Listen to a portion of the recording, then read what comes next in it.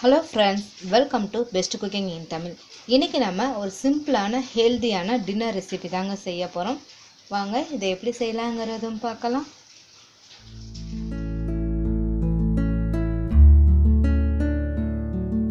First நம்ம ஒரு அகலமான ஒரு பவுல் ஒன்று எடுத்து வச்சுக்கோங்க. இதில் நான் 1 கப் அளவு இட்லி அரிசி ஆட் பண்ணிக்கிறேங்க. இப்போ 1 கப் இட்லி அரிசிக்கு 1/4 கப் கடலைப்பருப்பு ஆட் பண்ணிக்கோங்க. 1/4 கப் அளவு உளுந்து ஆட் பண்ணிக்கோங்க. இதில் நம்ம 2 டீஸ்பூன் அளவுக்கு துவரம்பருப்பு ஆட் பண்ணிக்கோங்க. 1/4 டீஸ்பூனுக்கும் கொஞ்சம் கம்மியாக இப்போ நம்ம வெந்தயம் ஆட் பண்ணிக்கலாம். வெந்தயம் சேர்க்குறனால கொஞ்சம் நல்ல நாளுக்கு ப்ரௌனிஷ் கிடைக்கும். ஸோ அதனால் நம்ம வெந்தயம் ஆட் பண்ணிக்கிறோம். இதை என்ன பண்ணுறீங்கன்னா தண்ணியை ஊற்றி ஒரு 2-3 தடவை நல்லா வாஷ் பண்ணி எடுத்துக்கோங்க. பாருங்கள், இப்போ நம்ம இதை நல்லா வாஷ் பண்ணி எடுத்துட்டோம். இப்போ இதை ஒரு மூடி போட்டு மூடிட்டு இதை ஒரு 4 மணி நேரம் நல்லா ஊற வச்சுருங்க. இப்போ நமக்கு இது 4 மணி நேரம் ஊறிச்சு. தண்ணியை வடித்து எடுத்துக்கோங்க.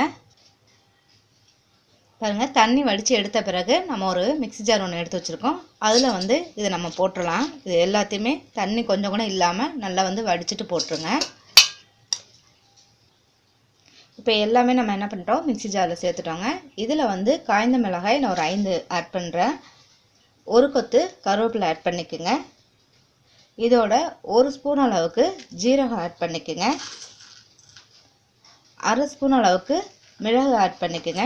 இதை ஆட் பண்ண பிறகு நம்ம என்ன பண்ண போகிறோம், இதில் கொஞ்சமாக தண்ணி மிக்ஸ் பண்ணிவிட்டு நல்லா தோசை மாவு பதத்துக்கு நம்ம அரைச்சிக்கலாம். பாருங்கள், இப்போ நான் நல்லா நைஸாக அரைச்சி எடுத்துக்கிட்டேன். இப்போ இதை நம்ம ஒரு மிக்சிங் பவுலில் சேர்த்துக்கலாம். இப்போ என்ன பண்ணுறீங்கன்னா கொஞ்சம் 1/4 டம்ளர் அளவுக்கு நம்ம இந்த மிக்ஸி ஜாரில் தண்ணியை ஊற்றி அலசி இதிலே ஊற்றிக்கோங்க. இப்போ நம்ம கொஞ்சம் போல் தண்ணியை அலசி இதில் ஊற்றிட்டோங்க. இதில் ஒரு 1/4 டீஸ்பூன் அளவுக்கு பெருங்காயத்தூள் ஆட் பண்ணிக்கோங்க. ஏன்னா இதில் நம்ம பருப்பெல்லாம் சேர்த்துருக்கனால பெருங்காயத்தூள் கொஞ்சம் ஆட் பண்ணிக்கிறது நல்லது. அடுத்து இதுக்கு தேவையான அளவுக்கு உப்பு இதில் ஆட் பண்ணிக்கோங்க. இப்போ இதில் நம்ம கொஞ்சமாக இட்லி சோடா மாவு ஆட் பண்ண போகிறோம். அதாவது 1/4 டீஸ்பூன் கொஞ்சம் கம்மியாகவே இதில் ஆட் பண்ணிக்கோங்க. ஆட் பண்ணிவிட்டு இது எல்லாமே நல்லா நம்ம மிக்ஸ் பண்ணிடலாம். ஸோ இதை நீங்கள் ஊற வைக்கணும்னு அவசியம் இல்லை, இன்ஸ்டண்ட்டாகவே நம்ம ஊற்றலாம். அப்படி இல்லைன்னா உங்களுக்கு எப்போ நீங்கள் டிஃபன் ரெடி பண்ணணுமோ அந்த டைமில் நீங்கள் ஊற்றணும்னு நினச்சிங்கன்னா இதை அப்படியே மூடி வச்சுட்டு கூட நீங்கள் ஊற்றிக்கலாம். இல்லைன்னா இன்ஸ்டண்ட்டாகவே நீங்கள் ஊற்றியும் சாப்பிடலாம், ரொம்ப நல்லாயிருக்கும். இப்போ அடுப்பு ஆன் பண்ணி நம்ம ஒரு தவா ஒன்று வச்சுருக்கோம். தவா நல்லா ஹீட் ஆன பிறகு நம்ம மாவை ஊற்றிடுங்க.